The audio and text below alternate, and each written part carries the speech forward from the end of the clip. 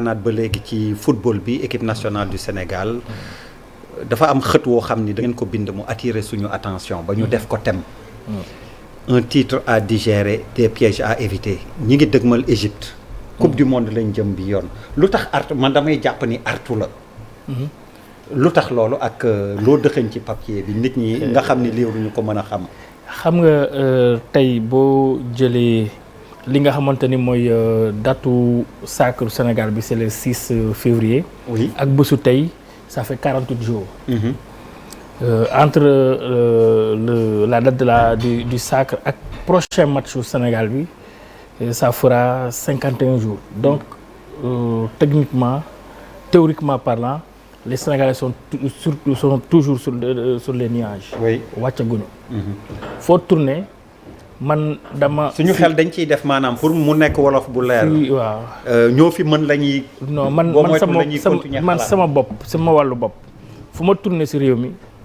dañ may naan félicitations donc loolu moo attiré sama attention ak tamit nga toog ak ay nit ñi jàpp ni c'est déjà fait que le Sénégal est déjà qualifié pour la Coupe du Monde parce que c'est-à-dire que bu ñu gagné Égypte dina yomb or ku xam histoire football Afrique xam nga ni.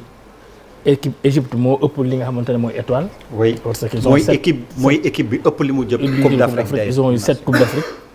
tey Aliou Cissé wax na ni les statistiques ne sont pas avec le Sénégal mais ils vont tenter de prouver le contraire parce que gis nañu ni souvent les champions d'Afrique duñu qualifier Coupe du Monde suivante lan moo waral loolu. ci sama jàngat mooy les gens restent souvent sur les nuages du ñu bëgg a wàccee seen bopp c'est-à-dire yëf yi day gën a compliqué de sorte que ñu jaakaar ni ñoo fi ne. moo tax nag ñu ne leen le plus dur commence.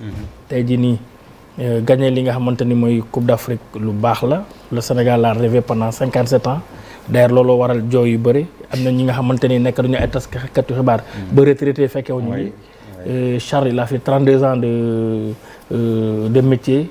Il n'a pas eu la chance de suivre de couvrir une finale bi Sénégal gagné en direct bien qu'il a couvert beaucoup de finales. c'est sunu grand la moo ñu yar l'axe du mal. xam nga lu ma la voilà et puis moom sax d'ailleurs sax amoon na ay moments yoo xamante ne daanul seetaan sax match équipe nationale parce que dafa meroon.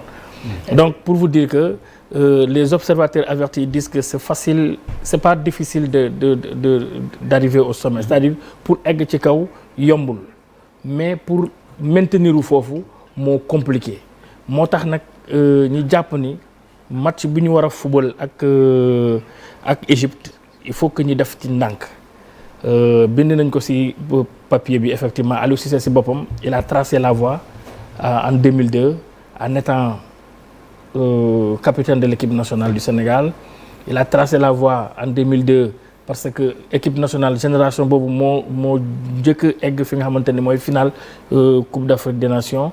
Il a tracé la voie en 2002 ndaxte bu ñu demee Coupe du monde asiatique moom moo nekkoon capitaine équipe bi nga xamante ni moo dem pour la première fois en quart de finale équipe sénégalaise.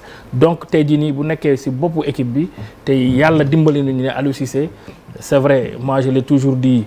mën nga ko waxal lu la neex mais lépp lu muy def da ciy ànd ak humilité donc jàpp naa ni humilité boobu nag moo waral moom ak fédération ñi lëkkaloo xam teg benn stratégie bu qui voudrait quand même que ñu dem préparer wu fi nga xamante ni mooy Marrakech pour non seulement acclimater wu mais aussi pour que l'équipe soit à l'abri de beaucoup de perturbations. looloo waral taskat xibaar yu fa war a dem ñu war a dem couvrir fi nga xam coupe du monde première match bi fi nga xamante ni mooy Égypte ñu bëre du ñu dem fi nga xamante ni mooy Marrakech parce que l'équipe sera enfermée Aliou day bunkeriser équipe bi te loolu lu baax la parce que comme nous l'avons dit dans le papier il faut que joueurs yi ñi qu'ils reviennent sur terre c'est vrai que nous avons la chance d'avoir une équipe qui n'est pas bling-bling du tout, une équipe qui est concentrée, qui est restée concentrée durant la Coupe d'Afrique des Nations. Donc équipe boobu nag il faut ñu dès leur arrivée le 21 mars, c'est-à-dire lundi prochain à Marrakech, dañuy def seen première séance d'entraînement à 19h. Dès leur arrivée que ñu mettre leen dans leur bulle, ñu xam ni ils vont vers une autre compétition, une autre échéance. Parce que tey jii nii gagner Coupe d'Afrique des Nations 51 jours après éliminer li nga xamante ni mooy Coupe du Monde, loolu erreur la. loolu moo tax ñuy artu ñu jéem a alerter xamal nit ñi ni il faut bien digérer le titre, mais quand même éviter les pièges. Parce que man li ma gën a frappé mooy juste après le sacre du Sénégal dans les vestiaires, plutôt en conférence de presse avant